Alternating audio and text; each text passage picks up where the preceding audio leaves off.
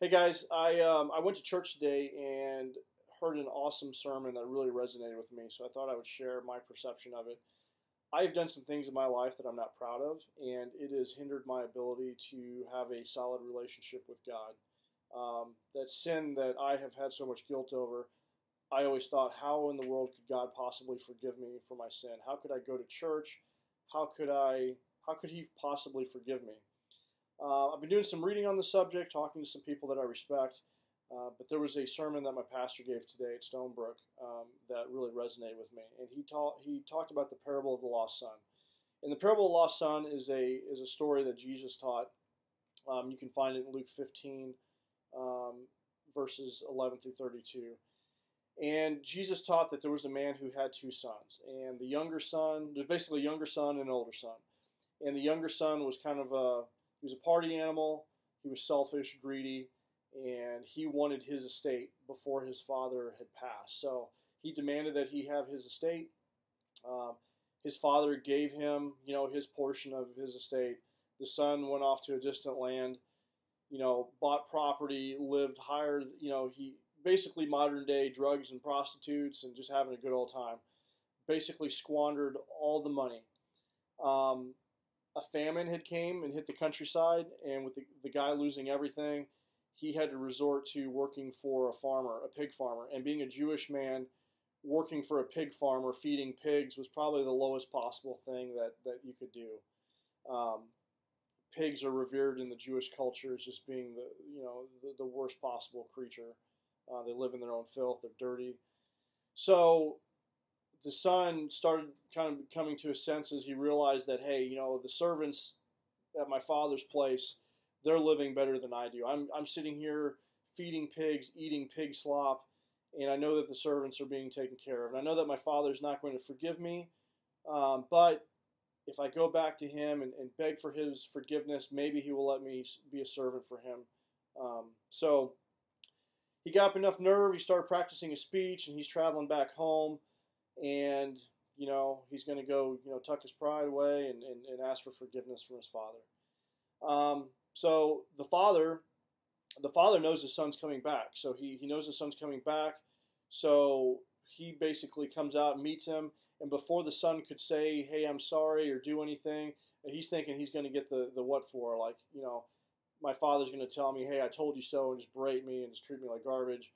But the exact opposite happens. The father embraces his son, kisses him, hugs him, and is just so excited that he's back. And the father's like, hey, to the servants, go get me the finest robe in the house.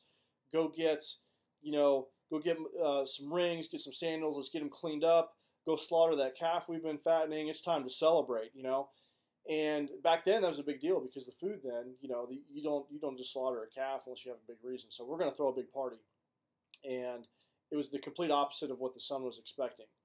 Now, with that said, at the household, they're all preparing the celebration. The older son, who's been by the father's side, working his tail off, doing everything that he's supposed to do, comes home and he notices that there's a big party. So he calls one of the servants over and he's like, "Hey, what's going on?" And the servant's like, "Hey, your brother just came home. We're slaughtering a cow.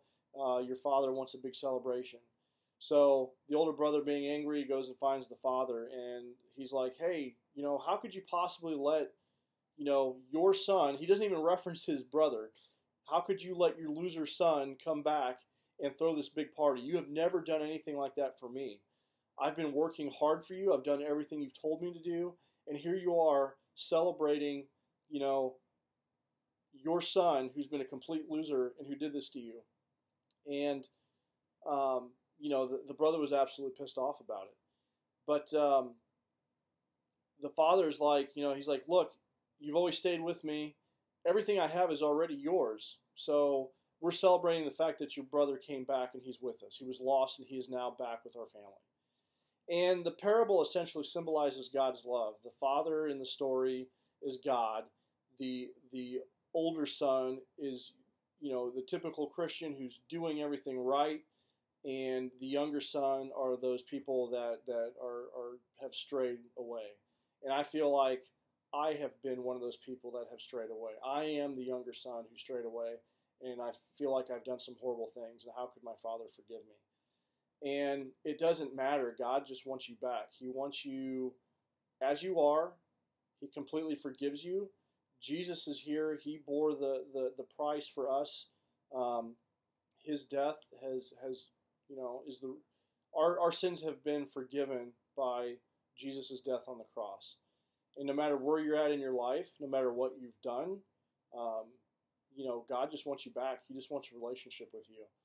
And that's been really difficult for me to understand. But as I research this, and especially the story, that's really helped me overcome my issue with being, my sin and being forgiven by God. So I'd love to hear your comments. I hope this is remotely helpful to you. I did a quick write up on it, and it really stood out to me. So I figured I'd take a few minutes and just kind of talk about it. So.